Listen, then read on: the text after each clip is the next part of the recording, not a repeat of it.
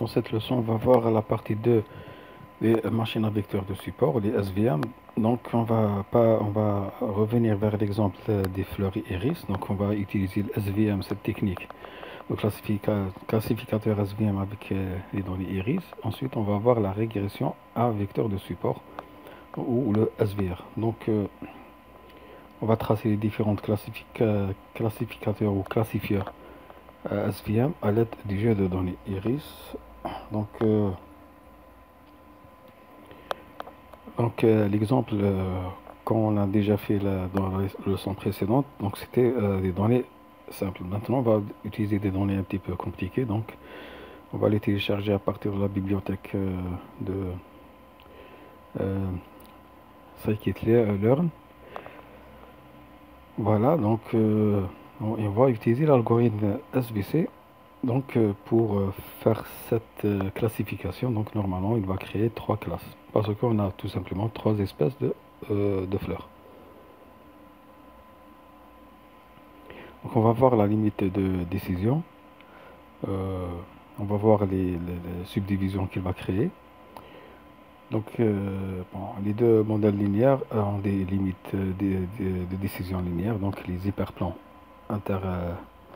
intersectés, donc, tandis que les modèles de noyaux non linéaires, donc, les RBF, polymoniales ou gaussiens, donc, ont des limites de décision non linéaires. Ces limites sont plus flexibles, donc, avec des valeurs qui dépendent du type de noyau et de ses paramètres, bien sûr. La régularisation, le degré, le gamma, ça dépend de l'algorithme qu'on va utiliser. Donc, soit le RBF ou le polymonial. Donc, concernant le linéaire, c'est pas vraiment flexible. Donc, on va utiliser plutôt on va voir avec le linéaire. Donc, ok. Donc, ça va créer bien sûr les surfaces de décision, donc les frontières de décision. Ensuite, on va voir avec concernant le SVC non linéaire. Donc, on va commencer avec le linéaire. Donc, on va importer bien sûr tout le jeu de données, le pyplot, NumPy et le SVM. Voilà. On va télécharger donc les données de l'ensemble de données, le jeu de données iris. Ensuite, on va créer deux variables. Les x, c'est les données de notre tableau iris. Bien sûr, on va prendre toutes les lignes. Et concernant les colonnes, on va prendre les deux premières colonnes, 1 et 2. Donc, dans l'index est 0 et 1. Donc, le 2, on ne va pas la prendre. Donc, on s'arrête à 2. Donc, ça veut dire qu'on va prendre la longueur et la largeur des sépales. Concernant les Y, c'est les targets, donc c'est les espèces. 3 espèces. On va créer initialiser notre, bien sûr, notre modèle d'analyse. Donc, ça va être un SVC pour classification. Donc, le noyau, ça va être bien sûr linéaire. On va commencer par SVC linéaire. Le C, le régularisation, c'est 1. Et bien sûr, on va enchaîner avec l'entraînement. L'entraînement fit, on va lui passer les X et les Y qui sont les données, les caractéristiques longueur et largeur des sépales. Et Y, c'est l'étiquette, donc c'est l'espèce à laquelle la fleur appartient. Bon, ici on n'a pas fait diviser l'ensemble d'apprentissage et de tests. On a injecté toutes les données, donc on peut avoir des problèmes de surapprentissage. C'est à déconseiller. Ensuite, on va commencer le maillage, donc l'affichage pour voir comment notre modèle a décidé de créer les classes. Donc normalement on va avoir 3 classes, donc on va les afficher sur le graphique d'après des couleurs. Une surface, il va la consacrer pour telle espèce de fleur, donc il va lui donner une couleur. Donc on va afficher ça sur un tableau, un graphique plutôt. Donc sur le graphique, on va afficher le maillage, ça veut dire les prédictions de notre modèle sous forme de couleurs, donc les surfaces de décision. On va afficher les limites de décision, les droites, les frontières de décision, donc les lignes de décision. Et bien sûr, on va afficher les données de notre jeu de données, donc iris, sous forme de nuage de points. Donc les étapes toujours pour le maillage, donc pour afficher les prédictions de notre modèle sur le graphique, on va créer les limites. Ensuite, deuxièmement, on va créer la grille, les grilles. La grille, ça va représenter toute la surface du graphique. Ensuite, on va injecter nos grilles, les grilles qu'on a créées. Donc, X, grand X et grand Y, on va les injecter, on va les donner à notre modèle SVC pour donner les résultats, donc les prédictions. Donc on va utiliser la fonction predict. Donc on va créer les limites de notre graphique, donc toujours x min x max, y min y max égale à quoi? Donc x égale x, la première colonne, donc c'est la longueur des sépales. On va prendre la valeur minimum, on va soustraire 0,5 et le maximum, donc x max. On va prendre toujours la première colonne et on va choisir la valeur maximale plus 0,5. Donc ça va être un graphique qui couvre nos données. Les limites vont couvrir tout l'espace de nos données. La même chose avec Y. Donc ensuite on va créer le pas. Ensuite on va créer la grille. Donc X, Y. Ça va être les matrices de notre grille. Grid. On va utiliser Mesh Grid. Et on va générer avec NumPy le côté des colonnes. Donc plutôt la première matrice, la deuxième matrice. Donc de x min vers x max avec un pas de h, donc 0,02. Et la même chose avec y. Donc ça va être y, c'est celle-là. Et x, c'est grand x. Ensuite, on va injecter le grand x et le grand y. Bien sûr, on va les transformer en tableau à une seule dimension grâce à la vert. Et ensuite, on va les combiner avec NumPy C.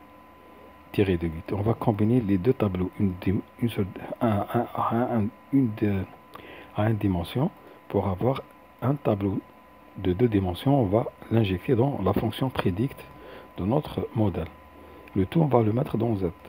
Ensuite, on va prendre Z, donc le résultat d'un tableau à une seule dimension. Donc ensuite, on va modifier la forme. Donc on va transformer ce tableau en deux dimensions. Donc on va copier la forme shape de grand X qui est un tableau, une matrice de dimensions. On va commencer à créer les couleurs, donc le maillage.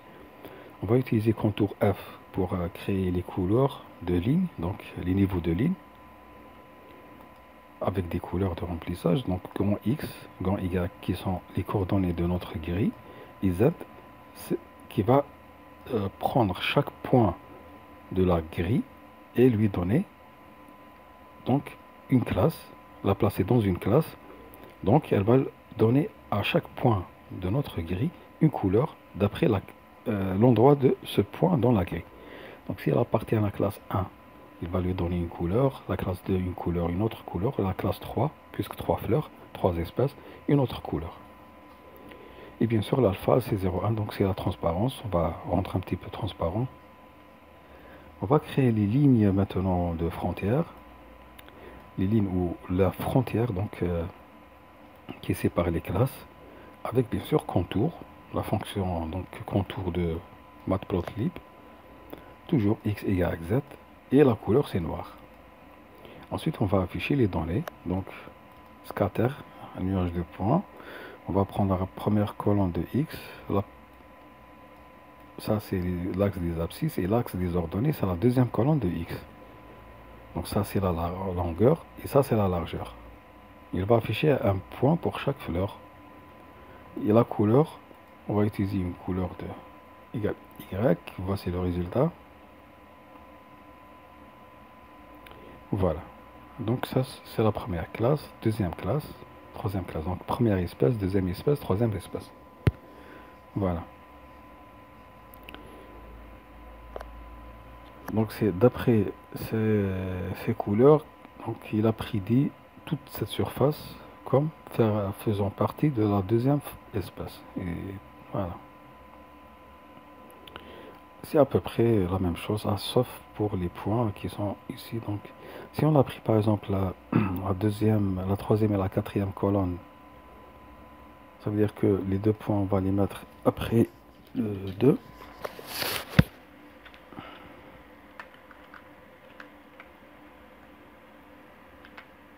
Voilà. Donc 3 deux points, ça veut dire qu'on va prendre la troisième et la quatrième colonne. Ça veut dire la longueur et la largeur des pétales. On a remarqué la science, parmi les sciences précédentes, que en ce qui concerne les pétales, il y a bien sûr une distinction bien apparente, bien claire entre les groupes, entre les espèces. Donc on va essayer avec ça. On exécute. Donc index soit y min. Ah oui, c'est vrai. Donc ici c'est 2, 3. Ah non, normalement le, le jeu dans les iris contient 4 colonnes. Donc la troisième colonne c'est à partir de 2. Donc la colonne 2 et 3, ça veut dire les colonnes 3 et 4. J'exécute. Voilà, donc ça ce sont les limites, donc les surfaces les décisions. Et bien sûr, en ce qui concerne les pétales, c'est bien clair la division. Donc il a pris bien sûr, il a choisi ces endroits-là pour dessiner la ligne, la frontière, la ligne de décision, donc la frontière. Et les couleurs pour chaque classe, sauf pour entre la deuxième et la troisième famille de fleurs. Bien sûr, il y a un chevauchement un petit peu, donc parce que tout simplement les données sont un petit peu mélangées, mais pas euh, moins, moins grave que, moins, on peut dire que c'est en plus clair que les groupes sont les subdivisions. Donc la séparation entre les groupes, elle est plus claire que pour les sépales. Donc, dans le graphique, l'espace de décision est divisé en 3 parties séparées par des limites de décision. Donc, il est maintenant temps d'appliquer un noyau non linéaire. Donc, on va utiliser poly au lieu de linéaire. On va utiliser poly. Donc, on va laisser la même chose, mais on va modifier seulement le C. Donc, le degré, c'est 3. Voilà. Donc, le C, on va laisser le C1. Donc, la régularisation, ça veut dire l'espacement, donc la marge entre les supports de vecteurs et la ligne de ces frontières. On va laisser 1, donc plus elle est grande, plus il y a moins d'espace, la marge elle est petite, faible, plus c'est petit, plus la marge elle est importante. Et le degré, donc en ce qui concerne le poly, ça veut dire qu'on va utiliser un cube pour créer cette séparation donc entre ces points et la ligne. Ensuite, on va directement commencer l'apprentissage avec x et y, toujours les mêmes. Donc, on peut ici mettre, voilà, pour les pétales. Voilà, très bien. On leur reste c'est la même chose. Donc, on va appliquer. Très bien. Donc, et vous voyez que la courbe, elle est un petit peu, donc, avec volume, c'est non linéaire, sauf celle-là. Donc, il y a vraiment. Si on a utilisé, par exemple, les sépales, ça va être un petit peu, donc, voilà. Donc, voilà la division. Voilà. Donc cette partie elle est un petit peu compliquée. Sauf lorsqu'on a utilisé les voisins, donc il y a KNN, normalement ça a donné un résultat plus clair que ce modèle. Donc je crois que c'est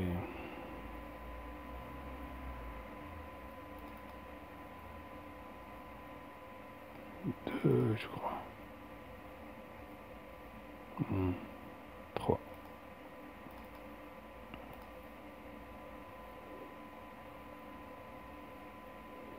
Voilà, donc avec ce qu'on a utilisé ici, voilà le KNN, K-Neighbor Classifier. Donc il a donné un résultat meilleur parce qu'il a pris en considération le mélange entre euh, la deuxième espèce et la troisième espèce. Vous voyez le jaune ici. Donc il a bien spécifié les zones de, on peut dire les zones de décision, mais c'est pas le même modèle. Voilà. En tout cas, le choix du modèle, il doit nous donner un résultat bien voilà, proche de 1, toujours le score. Donc le graphique montre comment les limites de décision polynomiales divisent la zone d'une manière très différente par rapport au cas linéaire. Donc le linéaire, ça donne ça. Donc on va choisir les sépales. Voilà, donc c'est un petit peu rigoureux. Vous voyez ce point-là, il est vraiment à la frontière, alors que ici, donc il est loin parce qu'on a courbé la ligne, donc elle est courbée. Voilà. Vous voyez cette partie-là, donc il a pris en considération tout cet espace qui est devenu, donc faisant partie de la deuxième espèce. On peut maintenant, par exemple, appliquer le noyau RBF. Voilà. On va modifier les paramètres, bien sûr le gamma pour le RBF. On va laisser la régularisation 1. Toujours les sépales. Donc on exécute. Et voilà le résultat. Donc vous voyez la différence entre les trois algorithmes, les trois noyaux.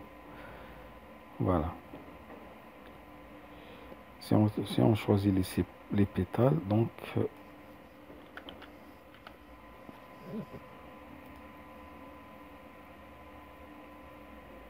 voilà. Ah, pour les sépales, c'est vraiment différent.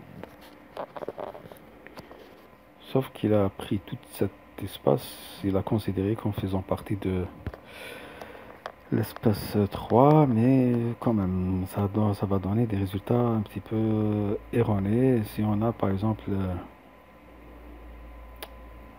je sais pas, donc une valeur qui est là, elle va être considérée comme faisant partie de la troisième espèce, alors qu'elle est proche de la première espèce. Donc, c'est pas vraiment faisable hein, pour les pétales.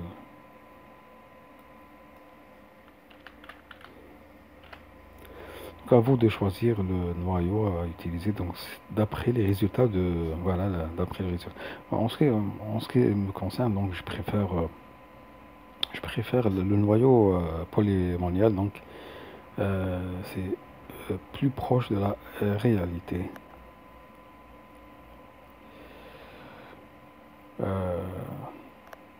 Alors maintenant, on va voir la régression en ce qui concerne les vecteurs de support. Donc, on a utilisé le SVC, donc le côté classification des SVM, donc des supports vecteurs machines. Maintenant, on va voir la régression. Donc, la régression, ça veut dire qu'elle va travailler avec des valeurs discrètes.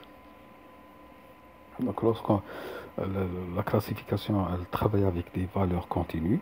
Ok.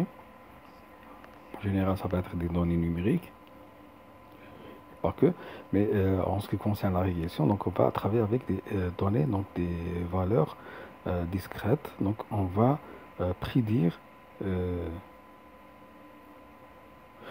une valeur. Non, non, contraire. Donc la classification, ça travaille avec des données discrètes, voilà. Donc c'est pour classifier.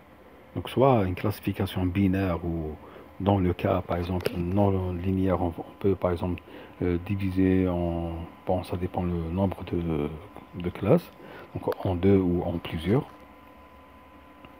Mais la régression, elle travaille avec des valeurs continues. Ça veut dire qu'elle va deviner une valeur, donc une valeur dépendante d'après une valeur indépendante. Ok. Donc c'est ce qu'on appelle les SVR. Donc la régression à vecteur de support SVR est un type d'apprentissage automatique, bien sûr supervisé, il ne faut pas oublier ça, qui est à l'instar de la régression linéaire. La régression linéaire a pour objectif de prédire une valeur cible continue. Voilà, une valeur continue et non pas discrète. Donc, contrairement à la régression linéaire, à la différence standard, qui minimise la somme des erreurs au carré, donc la distance entre les variables, les données, et cette ligne, hein, le SVR il cherche à trouver la meilleure ligne ou l'hyperplan. Donc, dans le cas de plusieurs variables, qui minimise l'erreur tout en maximisant la marge entre ces hyperplans. Voilà, c'est ça la différence. Donc, va minimiser l'erreur tout en maximisant, il va maximiser toujours la marge entre ces hyperplans et les points de données les plus proches. Donc, bien sûr, rappelez toujours vecteur de support. Donc, dans cette section, donc, illustre comment l'algorithme SVR utilise l'ensemble de données sur le diabète. Donc, on va revenir à notre exemple de diabète. On a déjà vu. Donc, on va prendre la troisième donnée physiologique. Je crois que c'est l'indice de masse. Donc, le premier, c'est l'âge. Deuxième, c'est le sexe. Troisième, c'est l'indice de masse. Le quatrième, c'est la tension artérielle, et les autres, les six restants, c'est les prélèvements sanguins pour le cholestérol, la glycémie, etc., le LDH, etc. Donc, en tout cas, le troisième dans les physiologiques, c'est l'indice de masse. Donc, on va effectuer donc, trois régressions différentes. Ok. Donc, on va appliquer linéaire et non linéaire. Donc, et on va utiliser les noyaux différents, donc polynomial et linéaire. Donc on va prendre une pour le linéaire, une pour polynomial avec degré 3 et l'autre toujours la même avec degré 3. Donc une degré 2 et l'autre degré 3. On aurait pu ajouter le RPF. Hein. Voilà, le cas linéaire produit une droite, bien sûr. Comme on a vu déjà ça avec les données du diabète, donc on a utilisé la régression linéaire et non pas le SVC, donc on a utilisé la régression linéaire donc pour tracer la droite qui va bien sûr essayer de deviner l'avancement, donc les valeurs futures d'après les données. Donc, mais cette fois-ci on va utiliser les SVR, hein, le SVR. Et lorsqu'on utilise par exemple le noyau linéaire, ça va créer une même droite que pour la régression linéaire. Ok. Alors pour le polynomial, donc ça va être différent bien sûr. Ça va être une courbe donc différente d'une droite.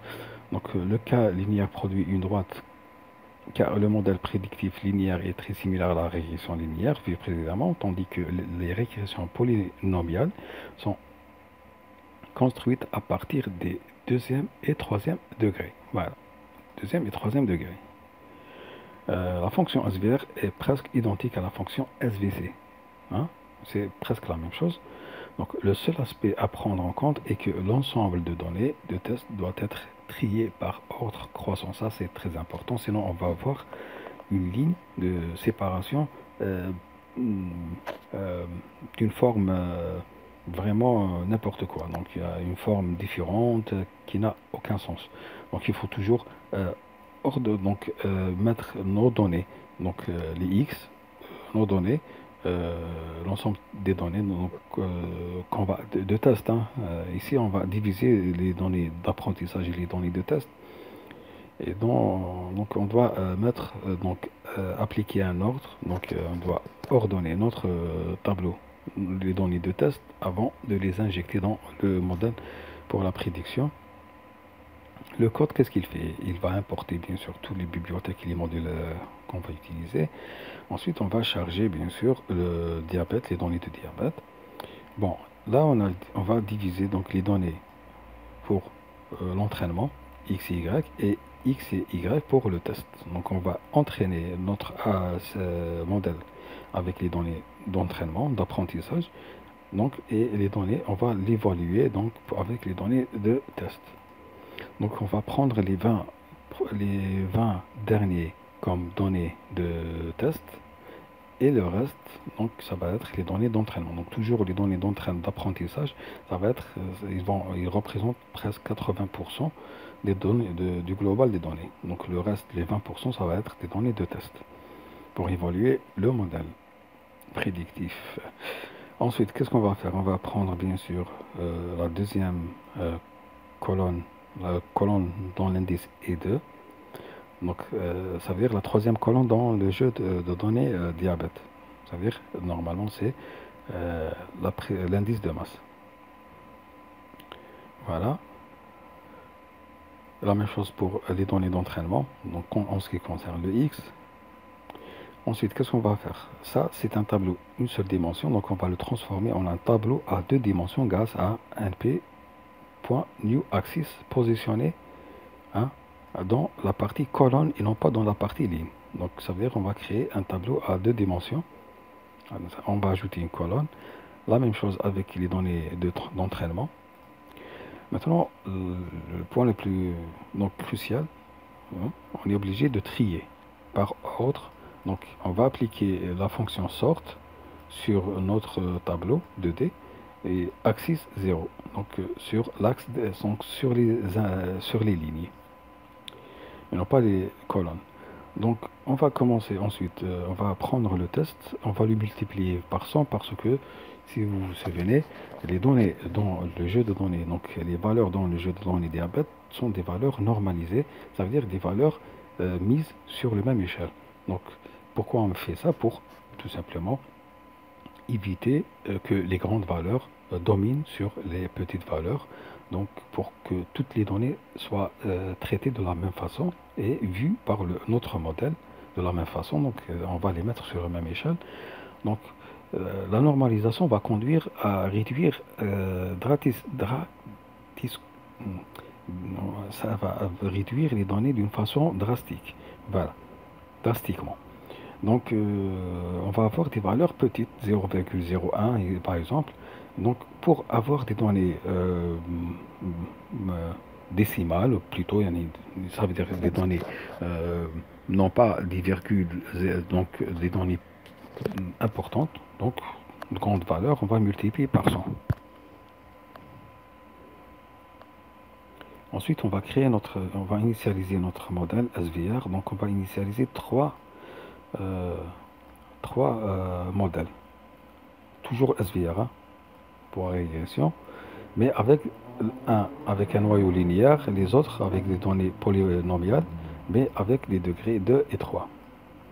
Vous voyez la régularisation c'est 1000, ça veut dire que ça va être, on va réduire vraiment la marge, ça va être une marge faible, la marge entre les points, les supports, les vecteurs et les vecteurs de support et bien sûr la ligne de séparation, la ligne de frontière, la marge ça va être vraiment petite. Tout simplement parce qu'on a un grand nombre de données dans notre jeu d'ensemble de diabète. Ensuite, qu'est-ce qu'on va faire? On va créer, bien sûr, on va commencer l'entraînement de nos trois modèles.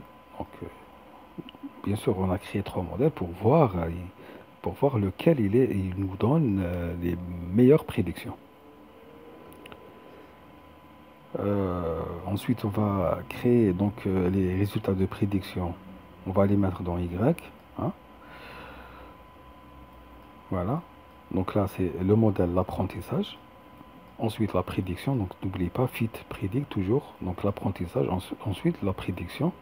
Bien sûr, la prédiction avec les données de test. Donc, l'entraînement, on va utiliser les données d'entraînement.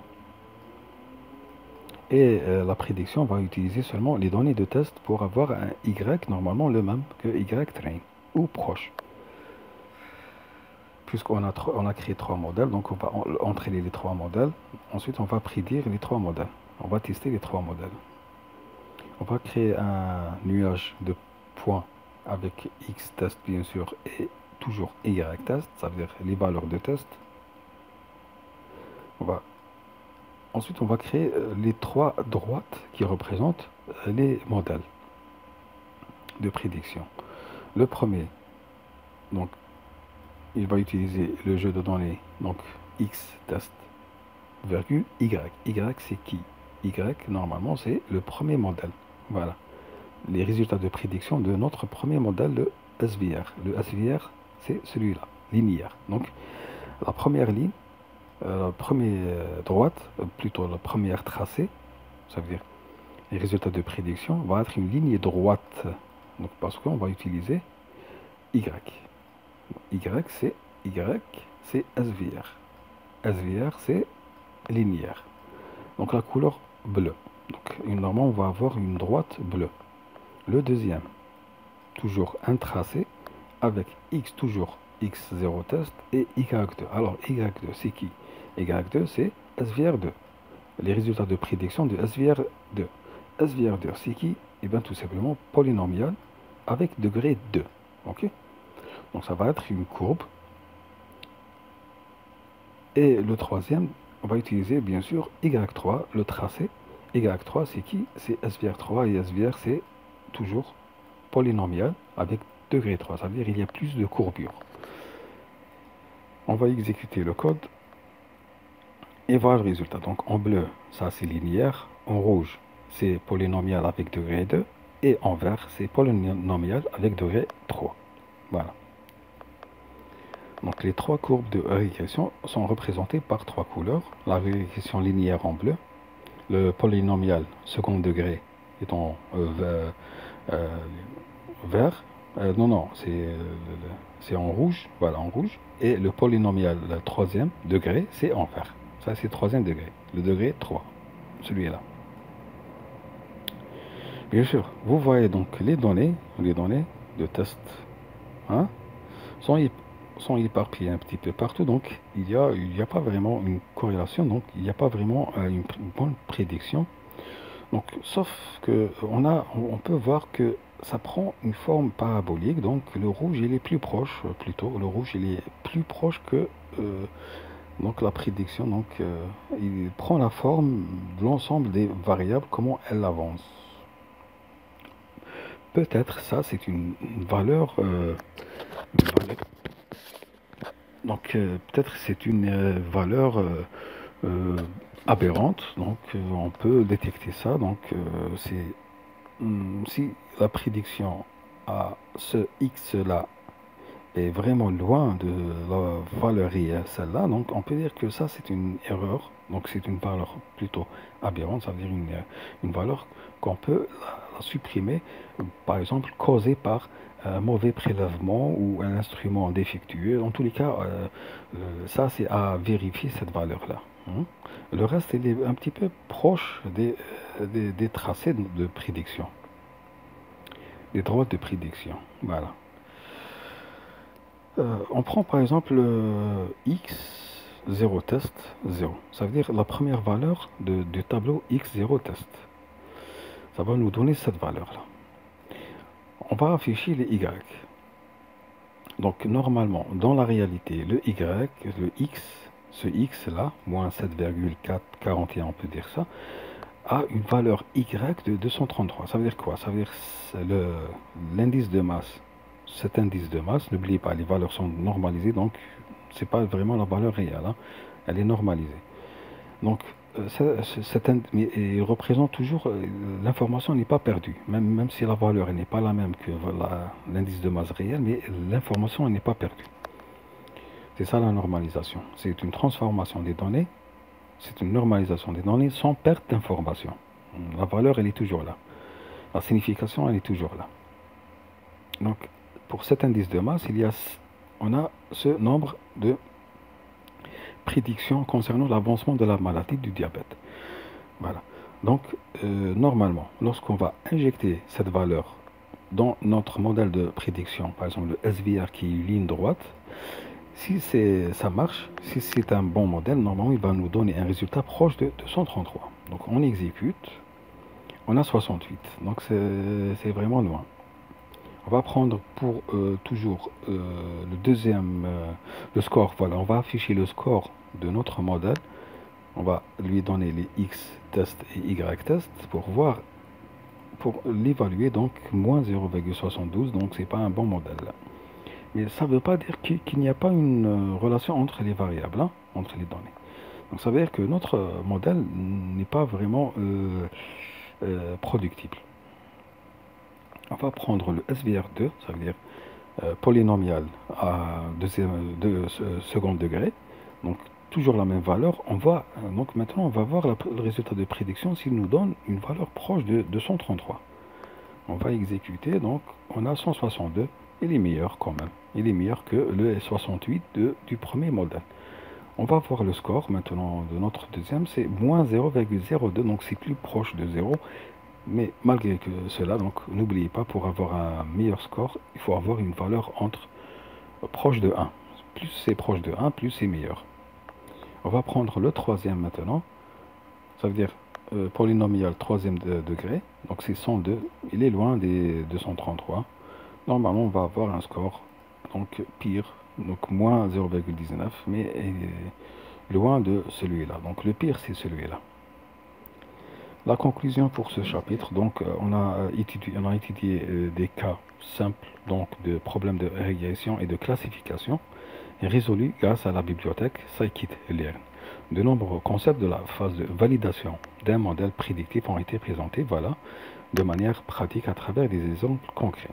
Dans le chapitre suivant, bien sûr, on va découvrir un cas, bon, non pas le prochain chapitre, mais après, on va découvrir un cas où on va voir toutes les étapes de l'analyse des données sont abordées à travers un seul exemple pratique. Le prochain chapitre, normalement, ça va être le Deep Learning. Donc, voir un autre on peut dire, un autre domaine de l'intelligence artificielle. Donc, on a terminé avec le machine learning. Bien sûr, on a vu que l'apprentissage supervisé. On n'a pas vu l'apprentissage non supervisé. Donc, je vais préparer donc un ensemble de leçons concernant l'apprentissage non supervisé. Mais pour l'instant, on va commencer le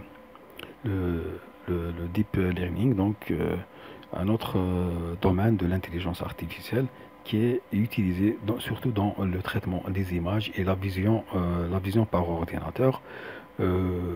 Également le langage naturel, donc le traitement de langage naturel.